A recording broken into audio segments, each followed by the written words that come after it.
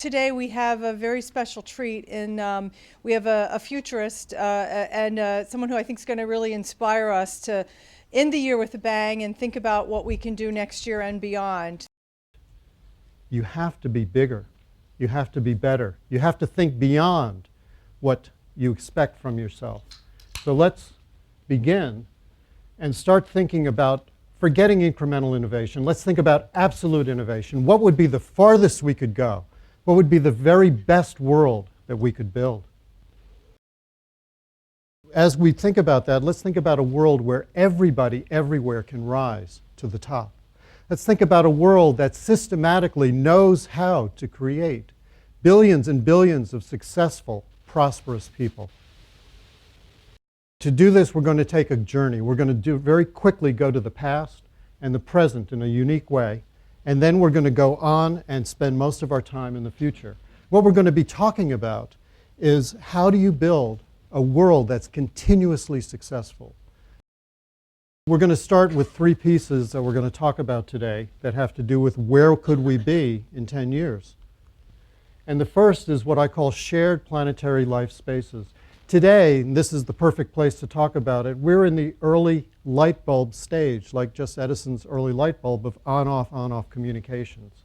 We go to a website, we leave it. We make a Skype call halfway around the world, we hang up. We go and use online banking, and then we log out.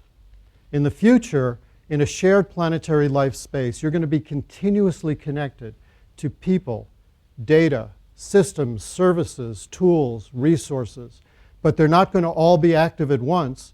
They're going to be inactive until you need them. But whenever you need something, you're going to be able to instantly say, I need that, I need you, or whatever it is you want, and it'll be alive and with you. Now, you're going to have many shared spaces, just like in the illustration up there. You'll have some for the team you work with right here at GE. You're going to have others for virtual teams you're working with at GE around the world, and you're going to have others for customers or other relationships that you have. You'll certainly have a shared space with your family, and you'll have others for family, friends, and interests. So shared spaces are going to be everywhere, and you'll flip between them. And what happens is that as you flip between them, you'll be recognized and known. Recognition is going to be normal and part of it. And that includes your devices as well. We're going to move from single devices to families of devices. That means when it's like an automatic door. When you put down one device, it saves where you were at in your shared spaces, your current configuration. And then when you turn to the next device, it's going to recognize you and restore that to you. Is it possible even to think about a winner-take-all approach to looking at what's coming in technology? Because that's the core question here. Are you thinking big enough?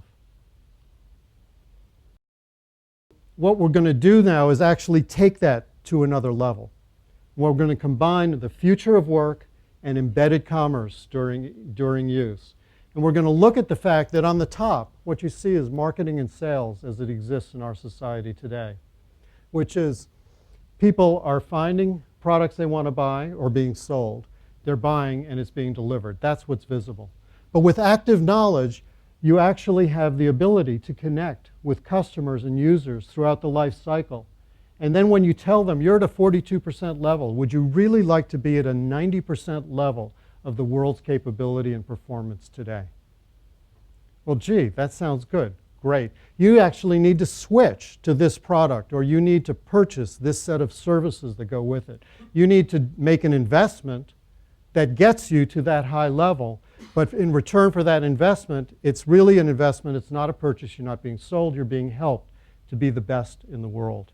And if that's important to you, it's worth the investment. So active knowledge adds an invisible channel of e-commerce inside of what people do throughout the entire life cycle, which marketing and sales today doesn't reach.